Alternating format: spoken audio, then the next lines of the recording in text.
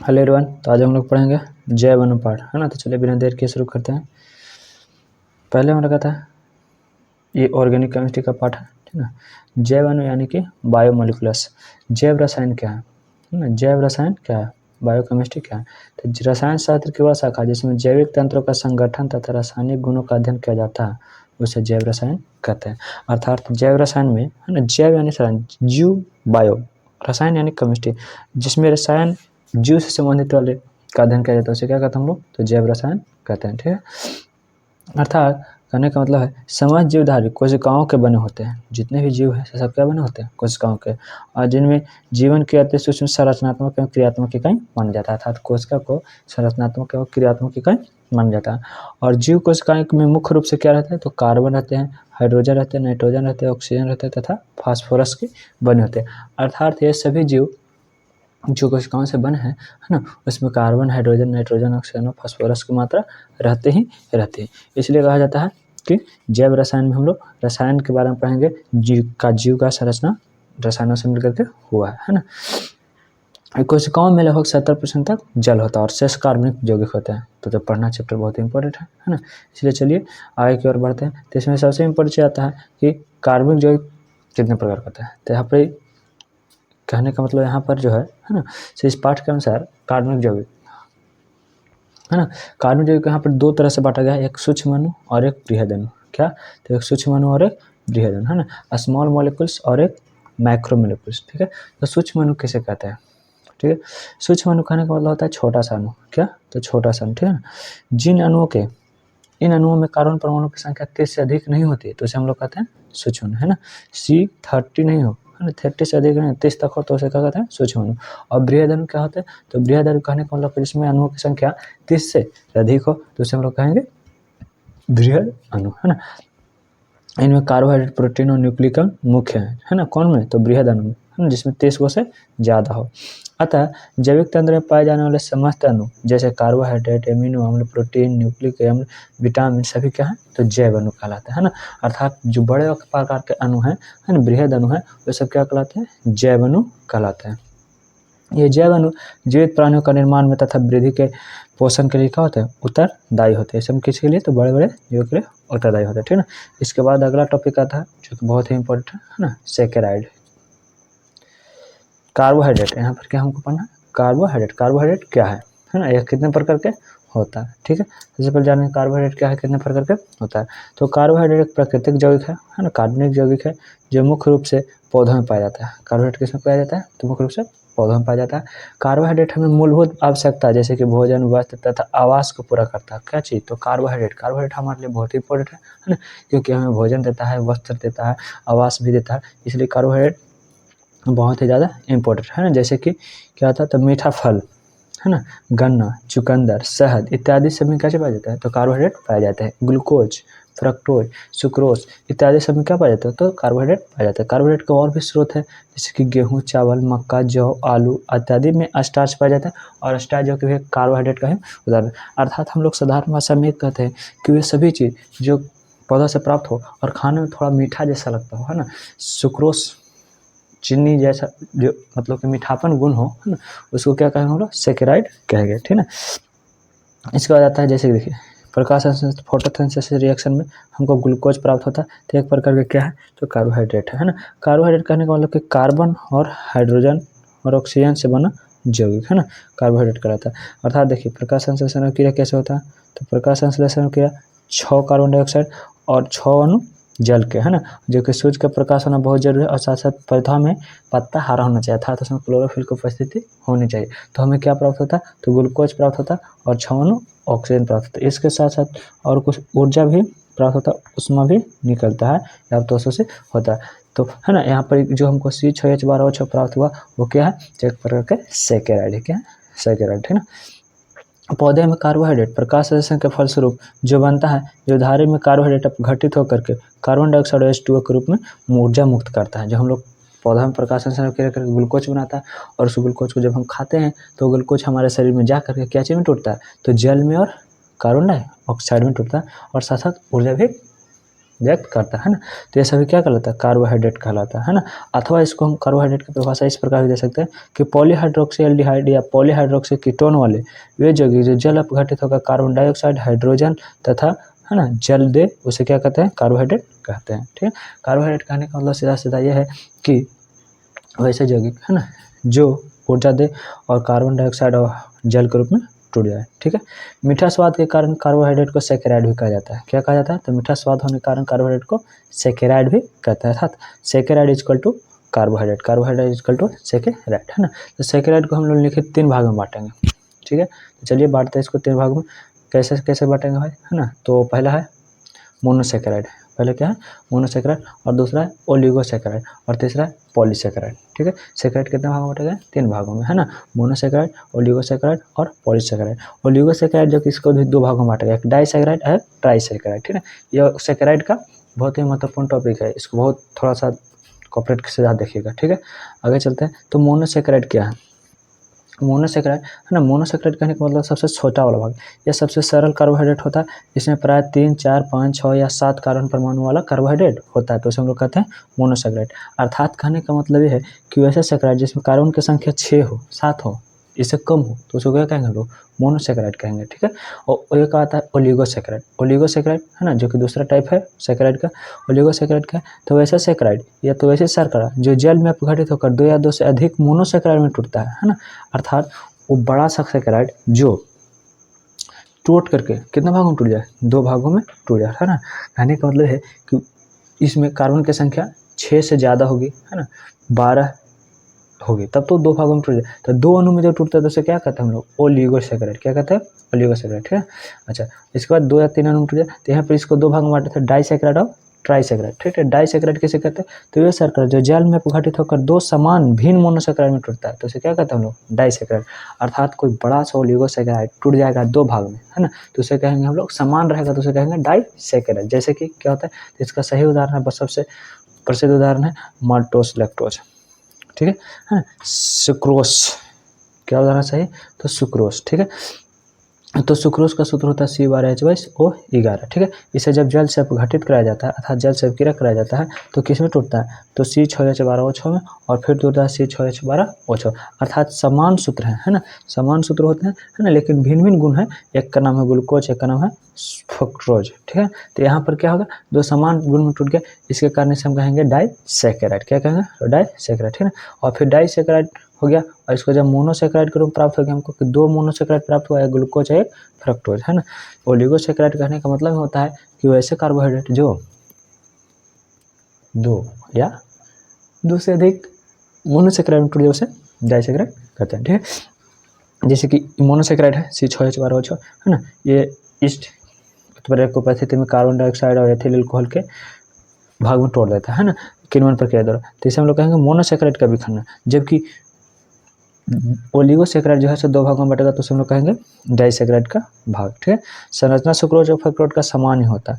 आगे देखेंगे दोनों का, देखिए संरचना समान है, बिल्कुल समान है ना। सूत्र यहीं पर से एक नया चीज आता है, समावयवता, समावयवता, है ना, अथवा समावयवी, समावयवी। ठीक, समावयवी यौगिक क्या है अथवा समावयवता से आप क्या समझते हैं। ठीक है, इन दोनों को आप परिभाषित करिए अगर आपको याद है तब। ठीक है, इसमें कहता है, देखिए ग्लूकोज को बहुत ध्यान से देखिएगा, ग्लूकोज C6H12O6, फ्रक्टोज C6H12O6। ठीक है, तो ग्लूकोज C6H12O6, है ना, फ्रक्टोज भी C6H12O6। तो इसमें संरचना के एक तरफ में OH वाली संरचना रहेगी और इस तरफ में दूसरे साइड में OH वाली संरचना रहेगी। ठीक है, तो इसमें CHO का अनुलग्न रहेगा, लेकिन इसमें CO का अनुलग्न रहेगा, अर्थात इसमें एल्डिहाइड रहेगा, इसमें कीटोनिक रहेगा। ठीक है ना, तो दोनों को अनुलग्न लगने की प्रक्रिया अलग अलग होती है, बशर्ते इनके संरचना सूत्र में बदलाव आ जाते हैं ना। इसके कारण दोनों का गुण क्या होता है, अलग अलग होता है। स्वाद में देखा जाए तो फ्रक्टोज ग्लूकोज की अपेक्षा थोड़ा सा मीठा होता है। ये प्राकृतिक रूप से पाए जाते हैं पौधों में, फलों में, है ना। आगे कहता है नोट, ग्लूकोज की संरचना, है ना, ग्लूकोज की संरचना एल्डिहाइड से है और फ्रक्टोज की संरचना कीटोन से। इसी तरफ से किसी तरफ से भी सजा सकते हैं, मैंने कहने का मतलब कि सजा सकते हैं बाएं या दाएं दोनों तरफ से, लेकिन संरचना में एक में एल्डिहाइड होना चाहिए तो दूसरा में कीटोन होना चाहिए। और दूसरा आता है ओलिगोसैकेराइड का प्रकार ट्राइसैकेराइड। ट्राइसैकेराइड क्या है, तो वैसे शर्करा जो जल अपघटन से 3 या 3 से 3 भागों में टूटे, 3 से अधिक नहीं, है ना। 3 भागों में टूटेगा तो उसे ट्राई सेक्राइड कहेंगे, 4 भागों में टूट जाएगा तो उसे टेट्रा सेक्राइड कहेंगे, 5 भागों में टूट जाएगा तो उसे पेंटा सेक्राइड कहते हैं। लेकिन यहाँ पे हम लोग मुख्य रूप से 2 ही प्रकार से पढ़ते हैं, एक डाइसेक्राइड और एक ट्राइसेक्राइड, ठीक है। तो आगे बढ़ते हैं, जैसे कि इसका उदाहरण देख लेते हैं। राइबोस इसका सही उदाहरण है, ठीक है।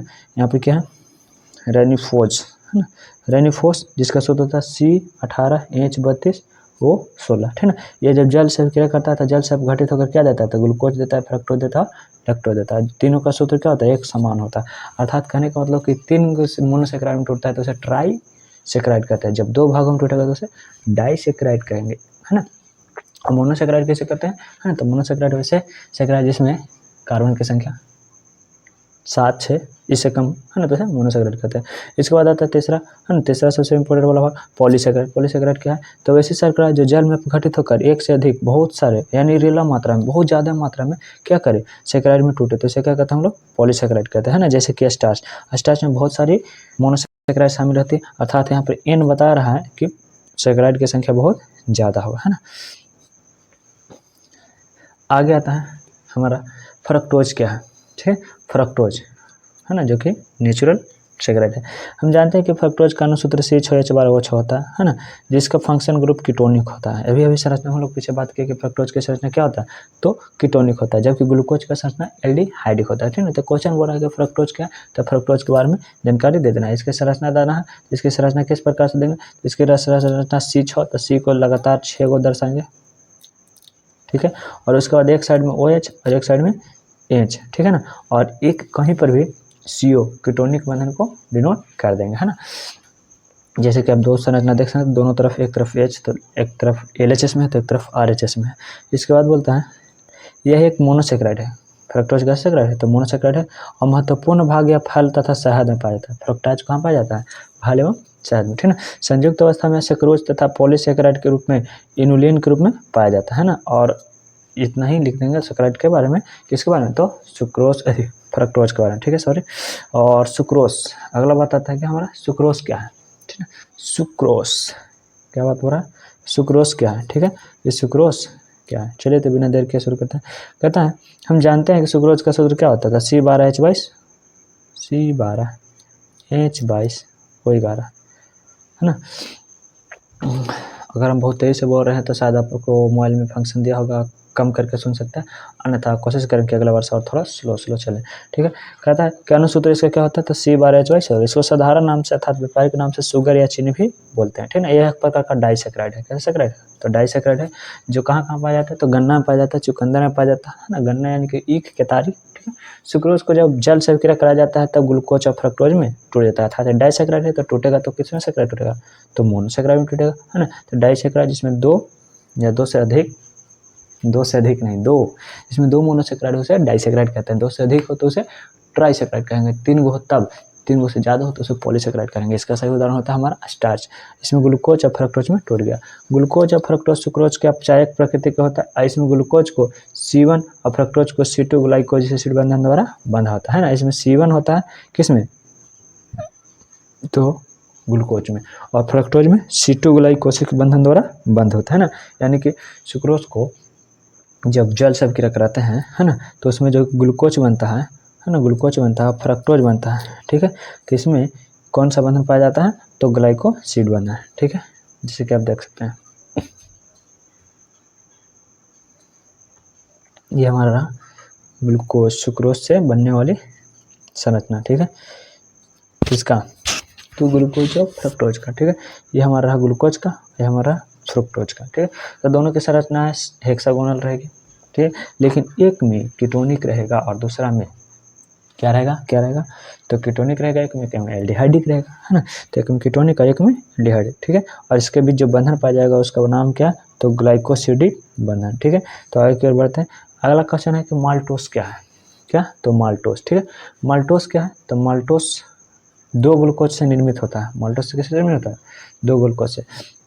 ग्लूकोज का C1 तथा दूसरा ग्लूकोज का C4 से जुड़ा होता है, और यह माल्टोस अपचायक प्राकृतिक में पाया जाता है। कहाँ पाया जाता है, तो प्राकृतिक, अर्थात ये भाग देखिए यहाँ पर एक C1 और एक C4 है ना, एक C1 और एक C4, ठीक है। यहाँ पर C1 कहने का मतलब होता है, देखिए यहाँ पर C1 वाला भाग C2 वाला भाग, C3 भाग, C4, C5, C6, ठीक है। तो इस एक का C1 और दूसरे का C4, दूसरे का C4, है ना, कॉपरेट करेगा C4, है ना। तो इसमें क्या होता है, बंधन द्वारा जुड़े रहते हैं, है ना, तो माल्टोस से बुलाता है, क्या बुलाता है, माल्टोस बुलाता है, ठीक है। अगला क्वेश्चन हमारा लैक्टोस क्या है, क्या लैक्टोस क्या है, ठीक है ना। तो लैक्टोस है ना, लैक्टोबैसिलस, कुछ याद आ रहा है। लैक्टोस जो है ना, लैक्टोस क्या है, तो दूध में पाए जाने वाले एक प्रकार के सैकराइड, है ना, जिस कारण से दूध क्या लगता है, मीठा लगता है, ठीक है, इसलिए हम इसको दूध शर्करा भी कहते हैं। लैक्टोस की संरचना क्या होता है, तो लैक्टोस की संरचना में C1 और C4 आपस में क्या होते हैं, जुड़े रहते हैं। अर्थात यहाँ पर देखा जाए तो इसमें C1 वाले जगह पर और यहाँ पर देखा जाए तो C4 वाले जगह, बिल्कुल किसके तरह से, है ना। तो अभी जो पिछला उदाहरण देखें किसके देखा था, तो माल्टोस के जैसा ही जुटा रहता है, ठीक है। तो हम लोग का सैकराइड खत्म होता है। अगला आता है प्रोटीन क्या है, ठीक है ना। तो चलिए अगले टॉपिक की बात करते हैं।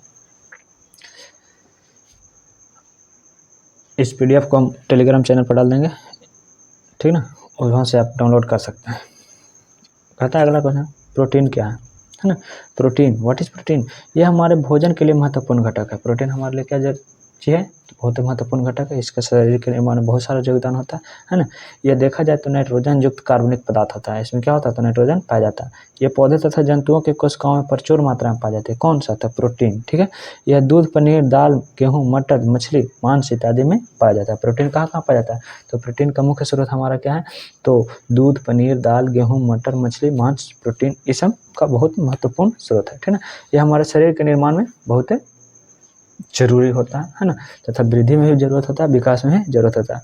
यहाँ पर प्रोटीन को एमिनो अम्ल का बहुलक अल्फा, बीटा, गामा अक्षर पर बांटा गया है ना, जो कि प्रकार आपको दिखाई दे रहा है। Alpha protein, beta protein, gamma, delta, lambda, psi, phi, ये सब प्रोटीन के प्रकार है, ठीक है ना। तो यहाँ पर जनरल नाम और आईपैक दोनों नाम दिए गए, जैसे कि पहला हमारा जो कि प्रोटीन है ना, तो पहला प्रोटीन जिसका नाम क्या है, अल्फा एमिनो, ठीक है, अल्फा एमिनो एसिड, ठीक है, अल्फा एमिनो एसिड, ठीक है ना।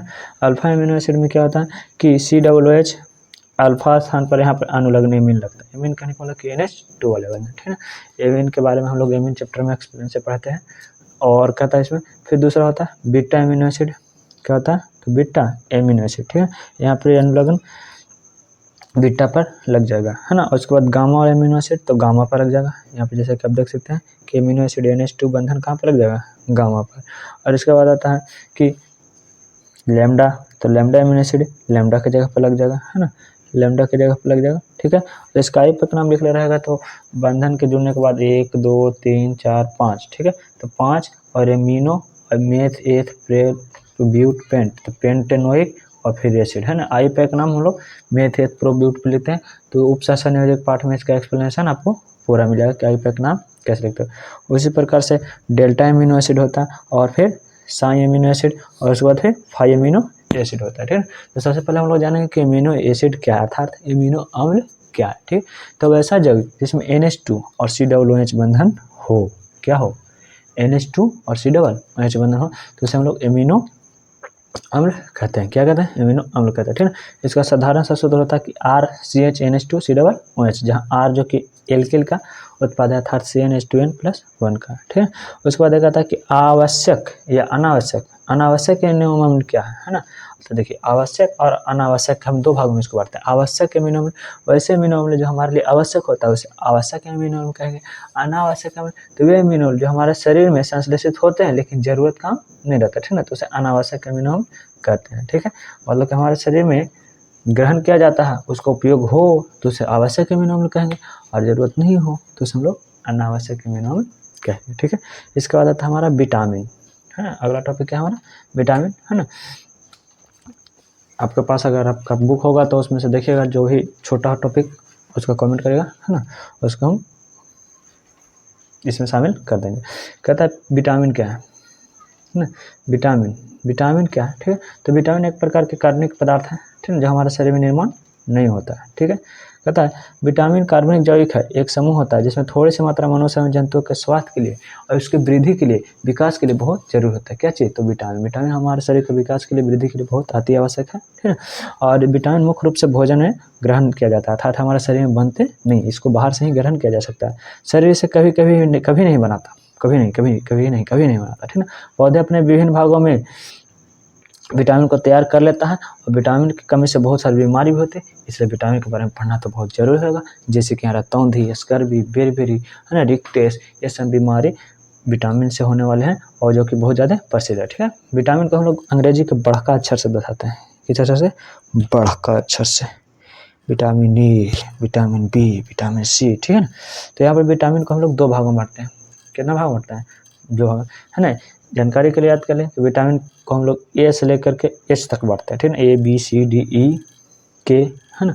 तो विटामिन बी के नए रूप को हम लोग B12 को एच बोलते हैं। तो एच की अपनी ज़्यादातर एक्सप्लेनेशन नहीं रहता, ठीक है ना। तो हम लोग केवल यहाँ पर पढ़ेंगे ABCDE के विटामिन, ठीक है। तो विटामिन 2 प्रकार का होता है। विटामिन कितने प्रकार का होता है, 2 प्रकार के, एक वसा में मिले, एक जल में मिले, अर्थात fat soluble vitamin and water solubles vitamin, ठीक है। एक जो वसा रहेगा जो जल में घुल जाएगा, तो एक वसा रहेगा कि जल में नहीं घुलेगा। तो क्या में घुलेगा भाई, तो विटामिन वसा में घुलेगा, इसलिए यहाँ पर 2 प्रकार का हो जाएगा। वसा में मिले विटामिन किसे कहते हैं, तो ऐसा विटामिन जो वसा में घुल जाए, वसा में विलय हो जाए, वसा में मिल जाए, वैसे वसा में विलय विटामिन कहते हैं, ठीक है।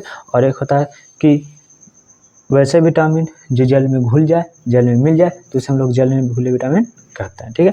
यहाँ पे याद करेंगे, जल में घुलने वाले केवल 2 विटामिन है, विटामिन बी और सी, है ना। और वसा में घुलने वाले विटामिन और सभी इसको छोड़ करके सभी हैं ADE के, ठीक है। इसमें क्या होता है, तो वसा में विलय विटामिन होता है, जल में विलय विटामिन विटामिन बी और सी। और जल में विलय विटामिन होने के कारण विटामिन बी और सी हमारे शरीर से काफ़ी मात्रा में पसीना या मूत्र द्वारा बाहर निकलते रहता है, जिसकी वजह से इनकी हमें कमी होते रहती है, ठीक है ना। अगला क्वेश्चन हमारा DNA RNA में अंतर, ठीक है। तो इसका एक्सप्लेनेशन एक अलग वीडियो में हो जाएगा, क्योंकि बहुत ही ज़्यादा इंपॉर्टेंट है, कभी कभी 2 मार्क्स के क्वेश्चन में भी पूछ देता है, ठीक है। तो यहाँ पर हम भाग छोड़ दे रहे हैं, हालांकि आप टेंशन मत लीजिए, इसका PDF हम वहाँ पर साथ में इसको। अगला क्वेश्चन है DNA फिंगरप्रिंटिंग क्या है, ठीक है ना। हम लोग चैप्टर के एंड तक आते हैं, 1 शॉर्ट वीडियो है तो एक साथ ही रिकॉर्ड करेंगे। DNA फिंगरप्रिंटिंग क्या है, जिस तरह प्रत्येक व्यक्ति की पहचान उंगली के छाप से होती है ना। उंगली के छाप सबकी अलग अलग होती है, यहाँ पर सभी का निशान एक जगह सा नहीं होता है ना, उंगली का छाप सबकी क्या होता है, अलग अलग होता है।